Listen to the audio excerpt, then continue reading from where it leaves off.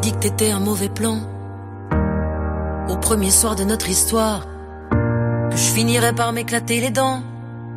Sans doute demain, si pas maintenant.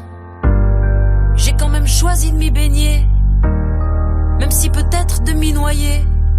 Tu m'as prévenu du mauvais plan. Aujourd'hui, ça va faire 1 an. Clémix, oui. Qui es-tu? Je m'appelle Clémentine. Je suis une musicienne. J'écris, je compose, j'interprète, je chante. Je joue du piano. J'ai joué du saxophone. Petite, j'ai joué de la clarinette. Donc, je suis un peu... J'étais DJ aussi pendant des années. Je suis un peu spécialisée, c'est un peu bizarre de dire ça, mais j'ai beaucoup pratiqué la musique électronique. Donc, je travaille sur des machines, je travaille sur des programmes. Et puis, j'écris des chansons. Et pourquoi Clémix? Clémix, en fait, quand j'étais petite, on m'appelait Clémy. Ok. Et je pense qu'il y avait un côté neutre qui devait m'arranger. Moi, j'aimais bien qu'on mettait Clémy avec Y. Ma mère écrivait toujours avec 2 M et IE. Et puis, quand j'ai commencé à mixer, donc j'ai d'abord eu des groupes, j'ai d'abord chanté, joué du saxophone dans des groupes. Et puis après, à un moment, je me suis essayée aux platines.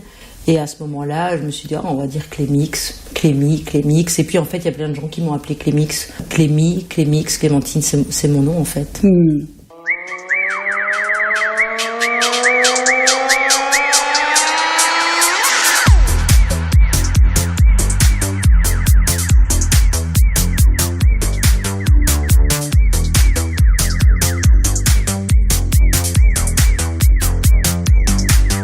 Est-ce que tu as commencé ton projet solo? Mon projet solo en 2017. En quelques mois, je me suis dit, je vais aller sur scène, j'ai envie de présenter. Donc, au début, les morceaux ont vraiment été créés pour la scène, sur mes machines directement. Et puis, j'ai été sur scène, et puis j'ai fait quelques dates, et puis tout de suite, j'ai sorti un EP qui s'appelait Disco Bar, qui est sorti fin 2017. Disco Bar.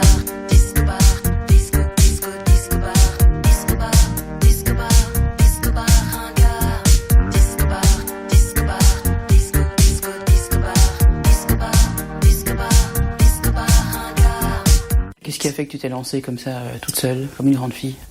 Je pense que... je dirais qu'à un moment, on a envie d'y aller, de s'accepter, de faire vraiment ce qu'on a envie, de ne pas être dans des trucs de groupe, de compromis. Je pense que j'étais prête à y aller. En tout cas, c'était vraiment une grande libération de me retrouver seule. Vraiment une espèce d'euphorie, d'enthousiasme, de liberté. Après, de solitude. Il y a vraiment, dans mon projet, c'est un thème que j'aborde souvent et je pense que c'est un thème qui m'est cher dans ma vie. Comment est-ce que tu définis ton style musical? Alors, il y a un côté chanson. Je pense que mes textes sont construits comme des chansons. Il y a un côté électronique parce que pour l'instant, c'est le médium que j'ai choisi. Il y a un côté punk, je pense, ça s'entend pas parce que c'est très produit, mais par exemple sur scène, il y a quelque chose qui est de l'ordre du lâcher-prise, du corps, aussi de la remise en question des cadres, des normes. Peut-être il y a un côté punk, une influence funky, j'ai envie de dire disco bar, c'est un côté de moi que je ne renie pas du tout. C'est beaucoup de choses, c'est difficile de mettre ça dans une case. Les cases, c'est un truc que j'ai toujours... contre lesquels je me suis toujours battue. Donc en musique aussi, je pense. En fait, je fais ce que j'ai envie. C'est surtout ça. Et je ne me donne pas un cadre et je ne m'en suis jamais donné dans le travail de création.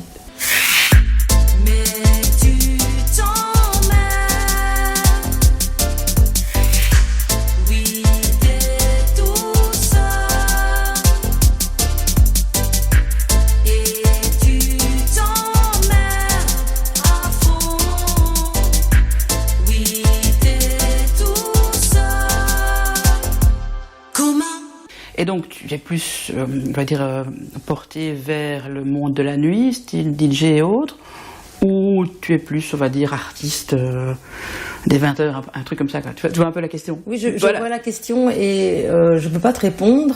C'est-à-dire qu'il y a un côté, en effet, de Clémix qui est vraiment dans le côté de la nuit, comme tu dis, mais pas la nuit très tard. Plutôt le warm-up que le climax de la nuit. Et après, j'ai aussi... Enfin, là, je suis un peu à cheval entre deux choses. C'est que je pourrais même être dans l'après-midi maintenant. Donc, pendant le premier confinement... le monde de la nuit s'est arrêté, le monde du jour aussi, je vais dire. Mais la seule chose que j'avais envie de faire, c'était faire du piano. Et en fait, j'ai repris toutes mes chansons que j'ai fait dans une formule piano-voix. À la fin du premier confinement, vers l'été, j'ai eu en fait un set piano-voix de Clémix, qui sont les chansons de Clémix des précédentes, aussi des suivantes, qui ne sont pas encore sorties. Et donc, pour répondre à ta question, il y a ces deux faces qui ne coexistent pas encore parce que cette acoustique, je l'ai présentée, mais juste j'ai fait un showcase privé, j'ai pas encore fait exister puisque les salles sont fermées. Mais je compte bien le faire exister. Merci pour les miettes de toi que tu distilles, déposes ça et là. Je les picore comme une affamée, une faim tenace, jamais rassasiée. Merci pour tes mots glaçants dont tu dessines le pourtour, comme enrobés d'amour alors qu'ils sont nus et tranchants. Il y a longtemps que j'attends tes mains, tes bras, un geste. Je compte les minutes qui passent alors que tu recules lentement.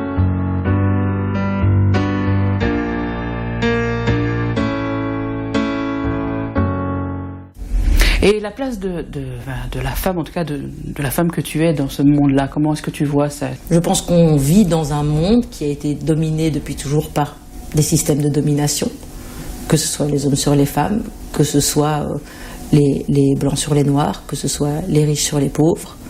Et je pense qu'on ne peut pas faire l'économie de reconnaître ça. Bien sûr que j'ai été confrontée à ça, à de la misogynie. Aussi, même avant d'être confrontée, il y a un a priori qui est issu de ces modes de domination. Voilà, on m'a déjà dit dans un concours, on m'a déjà dit, mais toi, il faut que tu te mettes devant. On a parlé que de mon physique, t'es pas mal, là, t'es mieux que sur la pochette, tu devrais te mettre devant et mettre des gars derrière. Je prends toujours cet exemple, enfin, quand on dit, il y a des choses qui sont quand même encore réservées aux hommes, ou en tout cas plus réservées aux hommes qu'aux femmes. Et cet aspect culturel, je dis souvent ça. Par exemple, ici, en Europe, jouer au football, c'est un truc d'homme. Et alors, si les femmes jouent au football, c'est pas spécialement bien vu. Voilà. Mais par contre, on va aux États-Unis, le soccer, le football, c'est un sport féminin. J'aime bien mettre les choses en perspective, j'aime bien réfléchir sur la question du genre et du rôle et des rôles qui sont attribués au genre. C'est vraiment des questions qui me passionnent. Donc tu as une entreprise de management, donc avec différents artistes. Voilà, j'ai rencontré des filles avec qui on s'est liés, avec qui on s'est dit mais on devrait travailler ensemble, continuer à creuser ces questions, être ressources l'une pour l'autre, quelque chose de l'ordre du collectif, de la sororité, même si c'est pas toujours facile, parce que les projets, c'est un peu nos enfants, quoi. Et donc maintenant, on est 4 femmes dans ce projet, et on défend 5 projets. Ça fait beaucoup de bien, parce que justement, par rapport à la solitude, ça permet d'en sortir un petit peu. Il y a un EP qui sort, là, non? Alors, il y a un EP qui est sorti début 2020. Oui. Qui était mon deuxième EP. J'étais vraiment très très contente, j'étais vraiment à fond. Je l'ai présenté à Toulouse, je l'ai présenté au Botanique, et puis le 13 mars, tout s'est arrêté, bim.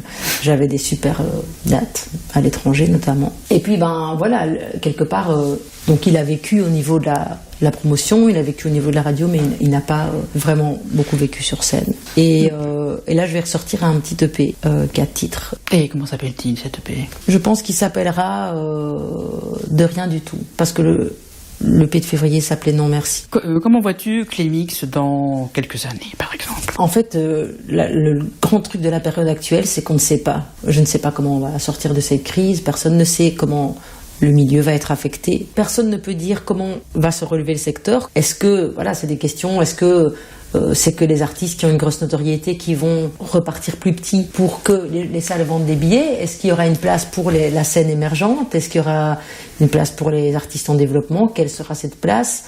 Moi, mon objectif, moi je vais continuer. Voilà, il y aura un EP là, début 2021, bientôt. Il y aura sûrement la suite en 2022. Et puis j'ai hâte de remonter sur scène. Tout le monde est impacté psychologiquement. Et donc, ce que j'aurais envie de dire aux gens, c'est comment trouver une façon de sortir grandi de cette crise. Voilà, profiter de ce qu'on a, des gens qui nous entourent, des gens qu'on aime. Eh bien, Clémix, merci beaucoup. Merci Monique, c'était très agréable de Je t'en discuter prie. avec toi. Et à tout bientôt. À tout bientôt, assurément. Ciao. Ciao.